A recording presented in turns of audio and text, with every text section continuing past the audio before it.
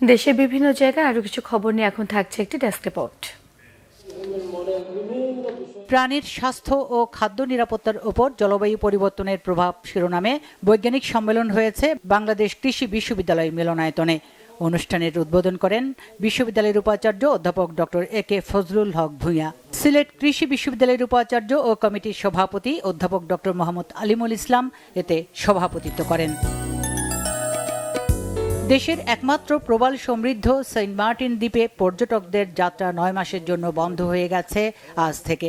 সরকারের পরিবেশ, বন ও জলবায়ু পরিবর্তন মন্ত্রণালয়ের সিদ্ধান্ত মতে এই নিষেধাজ্ঞা কার্যকর হচ্ছে। স্থানীয় বাসিন্দা ও সংশ্লিষ্ট ব্যবসায়ীরা ফেব্রুয়ারিতে পর্যটকদের সেন্ট মার্টিন দ্বীপে আসতে দেওয়ার দাবি জানিয়েছে। সকালে এর প্রতিবাদে দ্বীপের বাসিন্দা ও পর্যটন শিল্প সংশ্লিষ্টদের মিছিল ও সমাবেশ হয়েছে। কর্নেট সাংস্কৃতিক সংসদের আয়োজনে মাসব্যাপী বিজয় ও সাংস্কৃতিক মেলার সমাপনী অনুষ্ঠান হয়েছে ঠাকুরগাঁওয়ে। পৌর শহরের গোবিন্দনগর মুন্সিরহাট এলাকায় মাসব্যাপী এই মেলার সমাপনী অনুষ্ঠান হয়।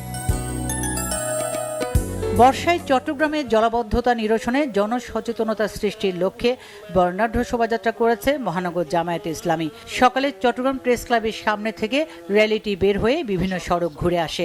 জামায়াতের চট্টগ্রাম মহানগর আমির শাহজাহান চৌধুরীর নেতৃত্বে এই কর্মসূচি পালন হয়।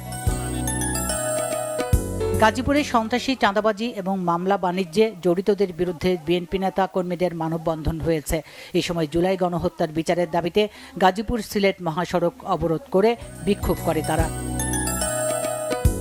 কেরানীগঞ্জে অটিজম ওয়েলফেয়ার ফাউন্ডেশনের 20 বছর পূর্তি উপলক্ষে মনোজ্ঞ সাংস্কৃতিক অনুষ্ঠান হয়েছে। সকালে মধ্যেচর শ্যামলাপুর অটিজম ওয়েলফেয়ার ফাউন্ডেশনের নিজস্ব ক্যাম্পাসে এই সাংস্কৃতিক অনুষ্ঠানে প্রধান অতিথি ছিলেন রানার অটোমোবাইলস পিএলসির ব্যবস্থাপনা পরিচালক ও CO Mohammad Nazrul Islam. Autism welfare ফাউন্ডেশনের চেয়ারপারসন প্রফেসর ডাক্তার শারমিন ইয়াসমিনের সভাপতিত্বে অনুষ্ঠানে বিশেষ অতিথি ছিলেন নৃত্যশিল্পী শিবলি মোহাম্মদ ও শামিমারা নিপা।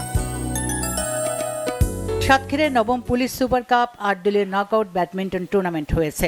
পুরাতন সাতক্ষীরা ব্যাডমিন্টন ক্লাব ও এলাকাবাসীর আয়োজনে সাতক্ষীরা আলিয়া কামিল মাদ্রাসা চত্বরে টুর্নামেন্টের উদ্বোধন করেন অনুষ্ঠানের প্রধান অতিথি কেন্দ্রীয় বিএনপির প্রকাশনা বিষয়ক সম্পাদক ও সাবেক এমপি হাবিবুল ইসলাম হাবিব। টুর্নামেন্টে 8টি দল অংশ নেয়। খেলায় হাবিব ভাই সমর্থক গোষ্ঠী বিজয়ী হয়। Bangla vision news desk.